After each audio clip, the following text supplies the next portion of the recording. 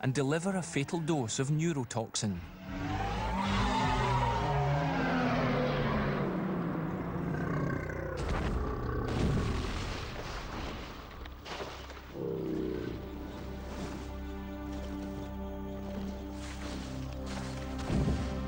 The beach quills consume the groveback alive. Now, if we look at Darwin 4, we're going to look for evidence of both how these animals developed locomotive pathways, how they developed efficiency at locomotion, predator-prey interactions. If we look at the attack of the beach quills on the groveback, we come to the conclusion very quickly that this animal must have been subjected to a very toxic poison, perhaps similar to that produced by cone shells on Earth today, which is one of the most potent toxins we know of, where a cone shell can very quickly kill a large fish and then consume it. Far from the killing field, another struggle continues in a remote corner of Darwin 4. 2 probes landed on Darwin 4. Ike continues to explore. But Leo has gone astray and cannot orientate himself. To find his position, he must launch a camera disc to investigate his surroundings.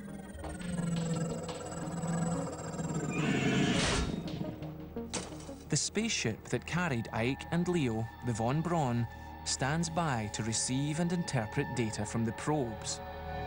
Leo's last transmission allows Von Braun's supercomputers to plot his location. Ike is roughly 300 kilometers away from Leo as he continues his survey of the foothills. Badlands encrusted with ancient lava fields are covered with lichens and low vegetation.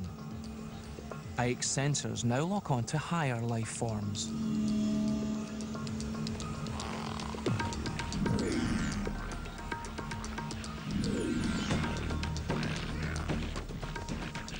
Like alien ghosts, they seem to come from everywhere. But these nimble creatures all follow the same scent. On Earth, we have wolves. On Darwin 4, they're called prongheads. The behavior we see with the prongheads is very reminiscent of what we see with a wolf pack, in that you have animals flanking out in different areas, going very slow, and then certainly kind of corralling the prey into one spot where they can finish it off. It is very suggestive of a coordinated hunting strategy. In terms of pack hunting, there needs to be greater intelligence to coordinate a pack hunting behavior such as we see in wolves, or we predict might have happened among the dromaeosaurs or raptor dinosaurs. You have to have a fairly large brain capacity.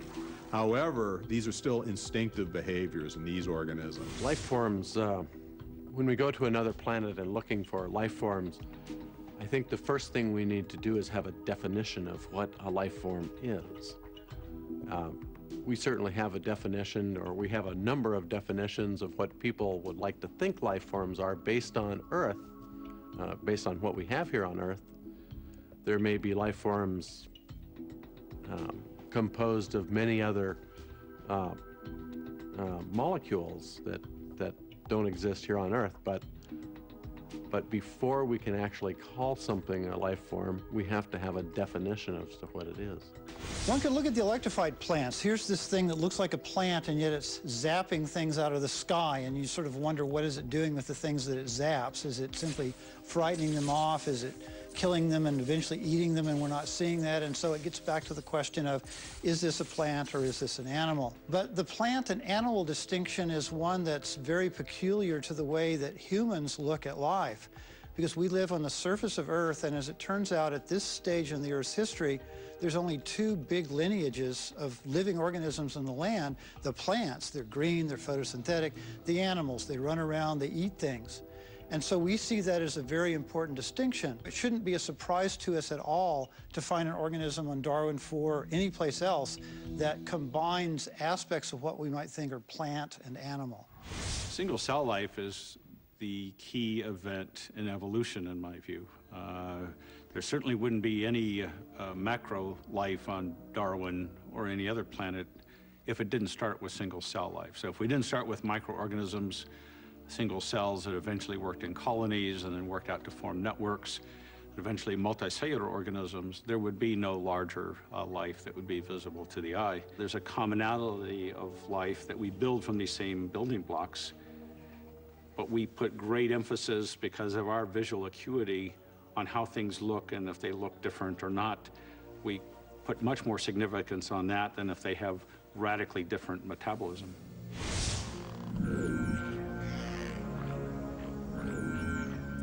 Ike and Leo landed on Darwin 142 days ago in search of single-cell microorganisms. What they found was in fact much larger.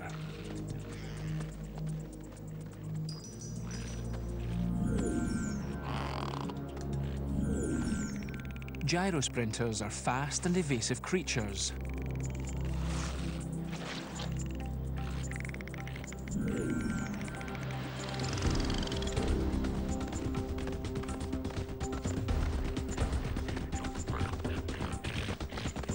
But prongheads have learnt how to intercept them.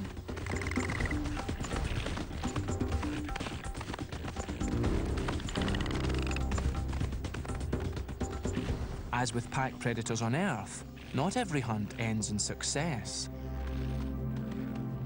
But the discovery of cooperative hunting is a major breakthrough. The inhabitants of this planet are more evolved than had been anticipated. And now, on day 142 of the mission to Darwin 4, artificial intelligence computers on the Von Braun have decided to do something about Leo. As a result, Ike is given new instructions.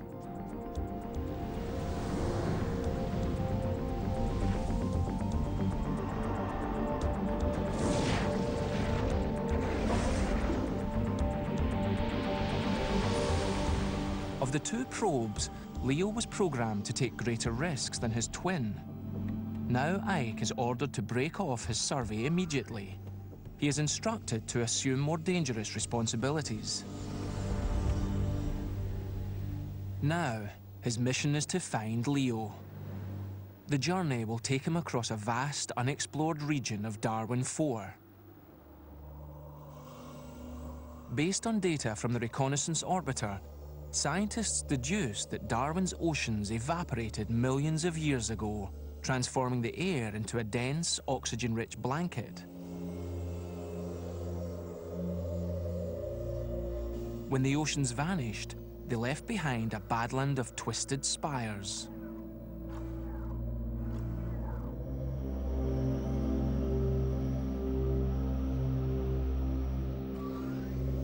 Over the eons, some have grown to almost 2 kilometers high.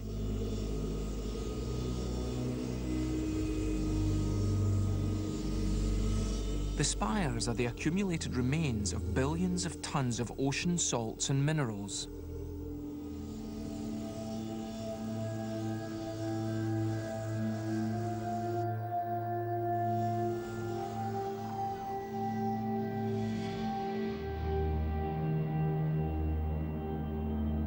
Ike identifies a new object of interest. Like nothing yet seen on Darwin 4.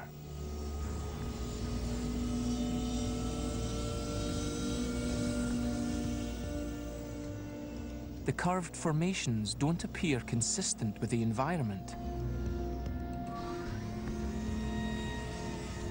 Perhaps they were made by some creature yet to be discovered.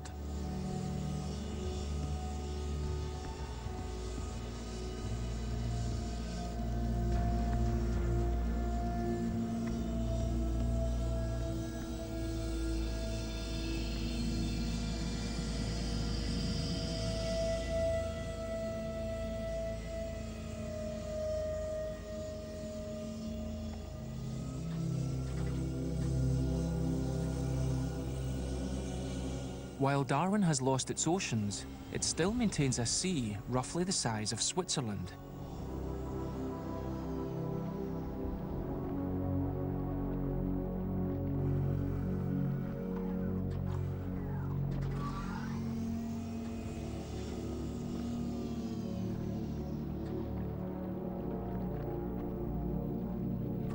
But what looked like water from space doesn't hold up under closer examination.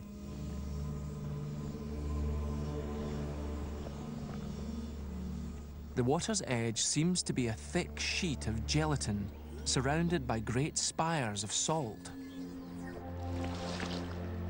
Ike can't penetrate the surface. It's like a waterbed teeming with life.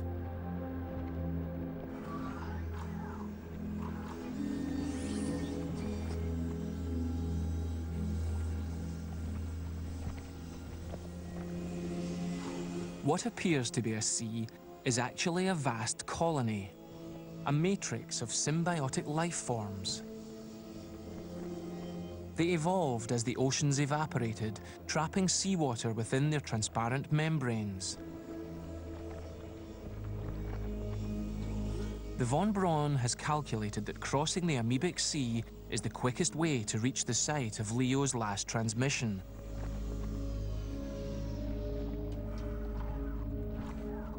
But halfway there, Ike spots a radical change in the surface texture.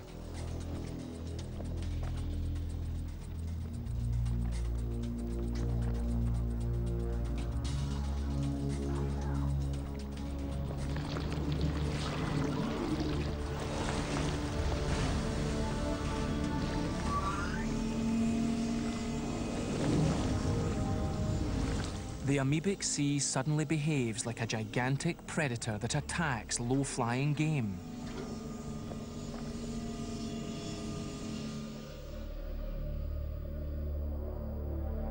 The Darwin Reconnaissance Orbiter issues a sudden storm alert.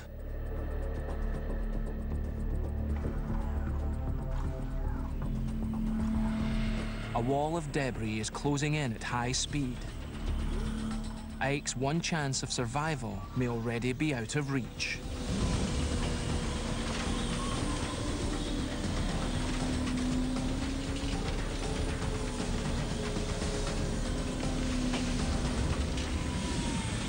What you see around the Amoebic Sea are salt sand dunes, which are the remnants of the ocean that once covered Darwin 4. As that ocean receded, what happened was extremely ingenious. The life in that ocean developed its own seal to protect the loss of the last piece of the ocean. And that life-covered remnant of the ocean is what is the Amoebic Sea.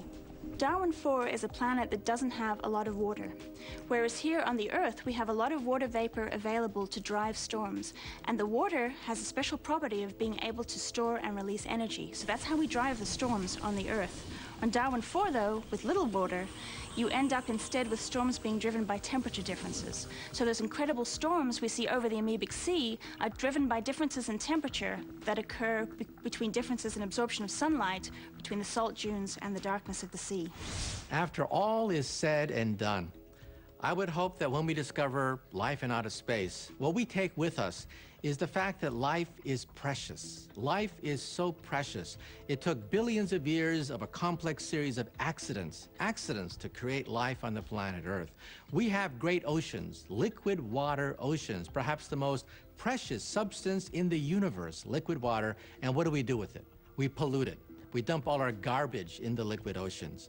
So I would hope that we come away with our understanding, realizing how precious it is that we exist, how precious it is that life can form and grow, and that we have to protect it.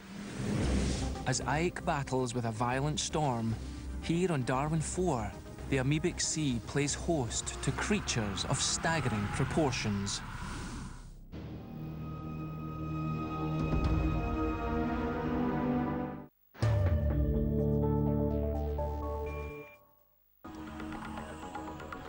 It's 5 months into the mission on Darwin 4.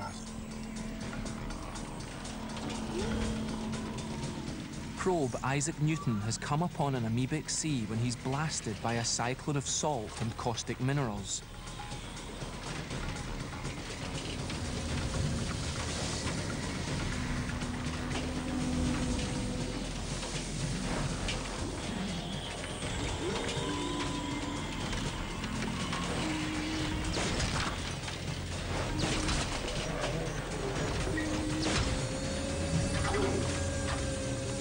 Ike could have run from the storm by rising above it. But his new directive is to assume greater risk in the search for his twin probe, Leo. crossing the Amoebic Sea is the shortest path.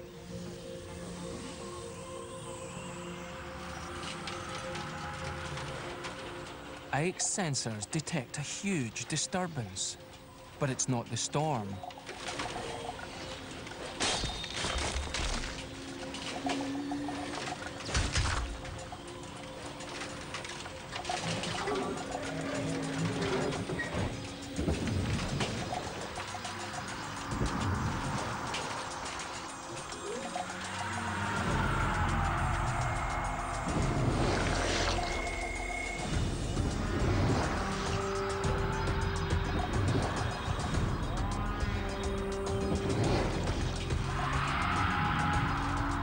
It's the biggest life form ever encountered, anywhere.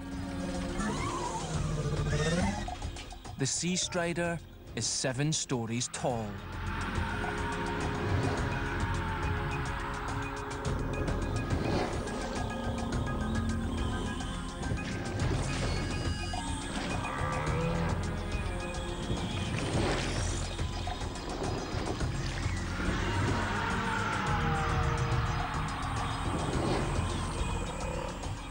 Now Ike detects more movement.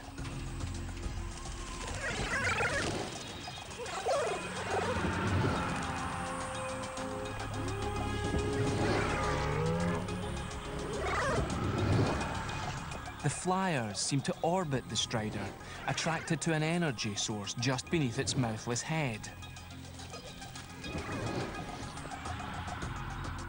The striders are not just walking on the surface, they're taking chunks of it along with them.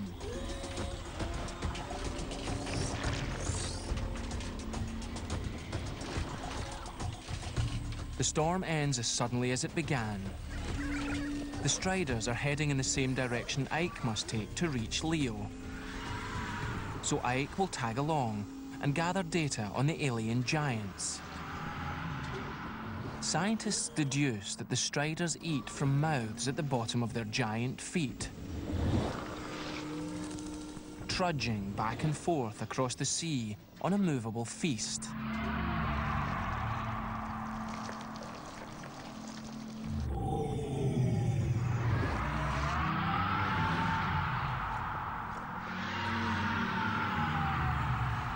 Something's disturbed the striders, but quickly vanishes from Ike's sensors.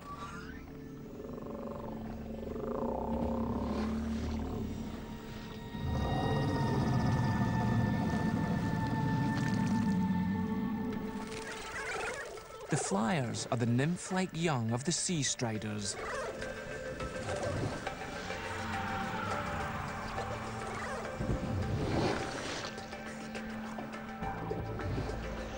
They have a relationship with the sea as well.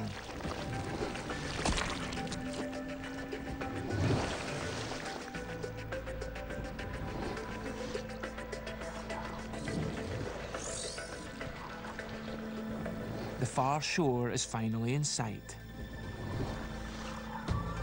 Here, the peaceful giants of Darwin 4 make a U-turn.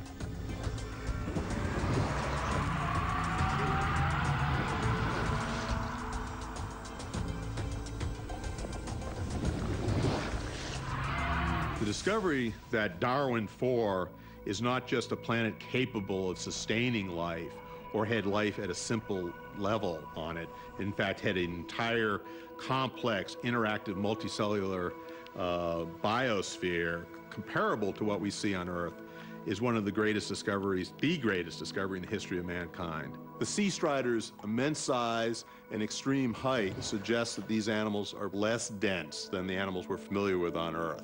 To carry such an immense weight around on 2 legs, immense volume, we can't justify that with the same kind of densities that we see in animals on Earth. It's just mechanically impossible. We can almost be certain that life that we find on another planet will have evolved along lines differently from the life on Earth. One of the other things that's kind of surprising, we're seeing these in a storm. They're very large organisms. How do they keep from being blown over, especially if they're light enough that they don't sink to the bottom of the sea? So there's a lot of things about the sea strider we'd like to know more about. Based on Leo's transmissions to the von Braun, Ike will follow his trail like a robotic bloodhound. Now Ike has reached the far shore of the Amoebic Sea and nears the point of one of Leo's final communications.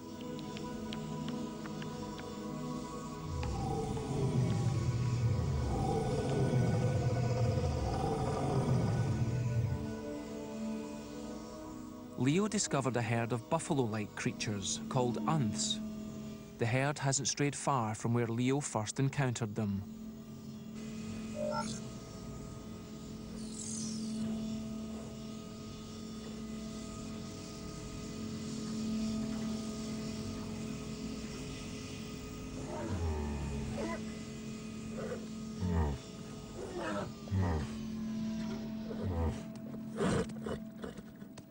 An adult makes ruts in the ground. Perhaps the patterns found by the spires were created by a herd like this one.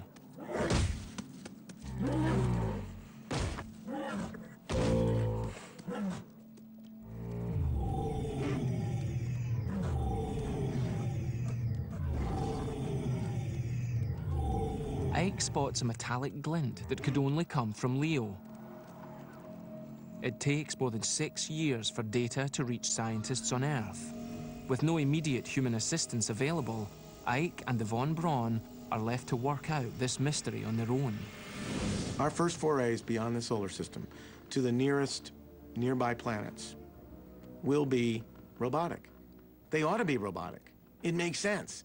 And we will be the bystanders, much more so than we are today with our robotic emissaries.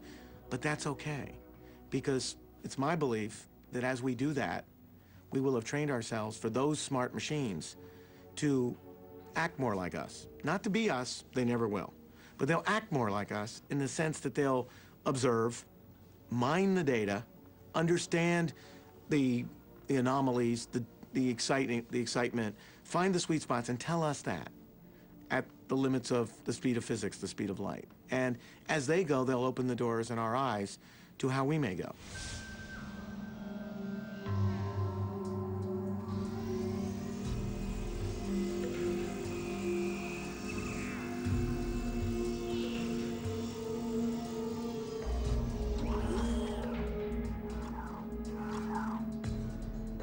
It's not just the camera disc that confuses Ike's computer.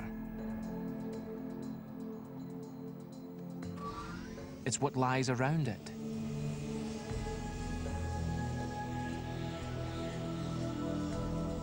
Ike is unable to determine if something actually built this site.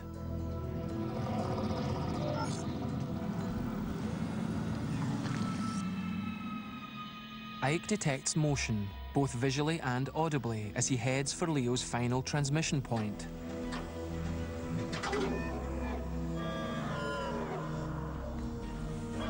The bladderhorn Leo came across months earlier still defends the same piece of turf.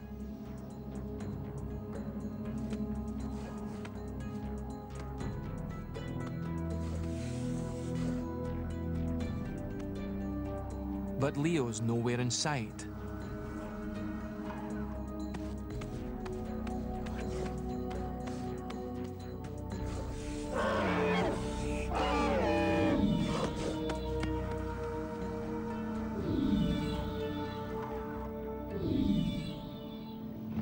There's no place to run, and no time to hide from Darwin's deadliest predator. The probe is not equipped to evade predators like the skua.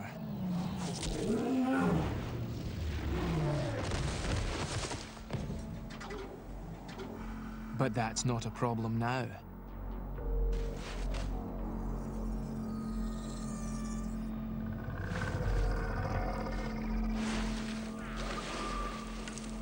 Ike's sensors pick up a new life form.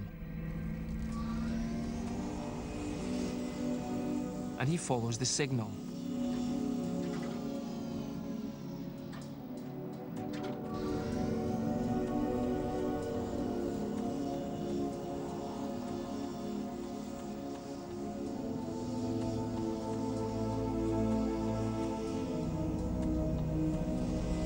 The skua has disappeared.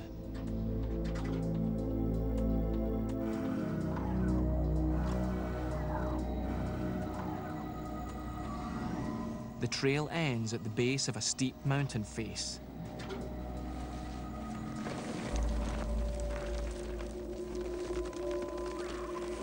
Or does it?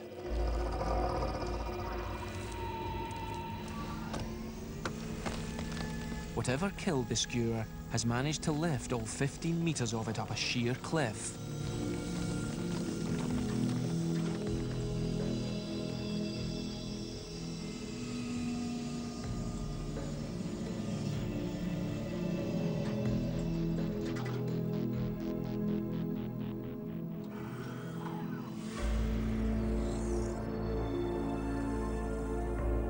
Ike senses no movement and no transmissions coming from his twin probe, Leo.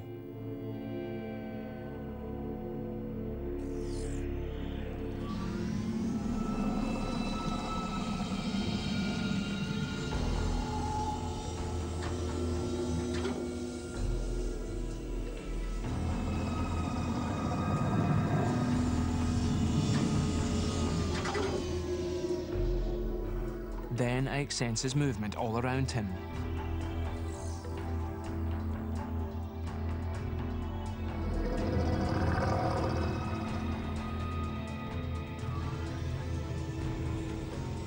Suddenly, motion is detected from Leo's direction.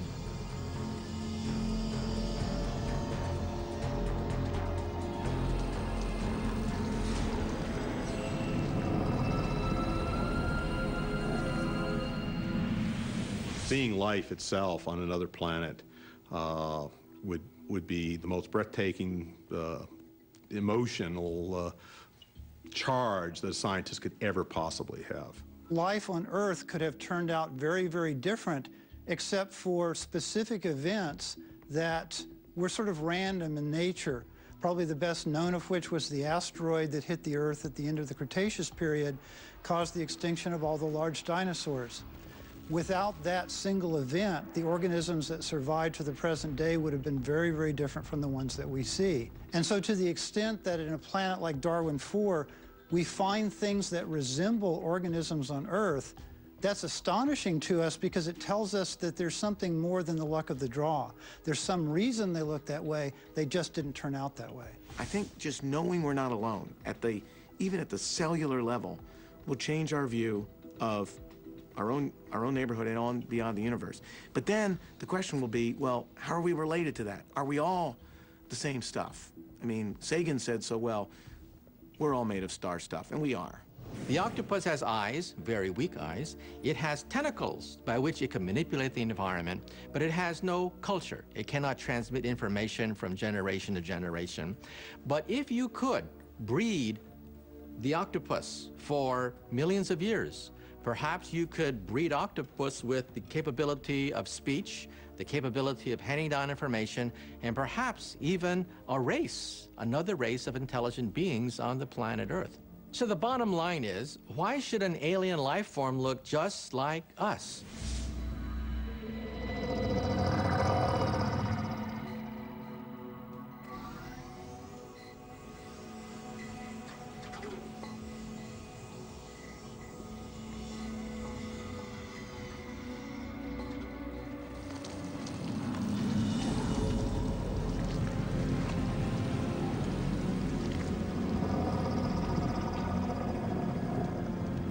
This alien could easily destroy the probe.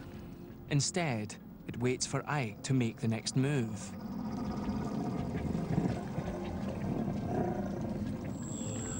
When Ike projects numeric symbols, the alien seems ready to respond.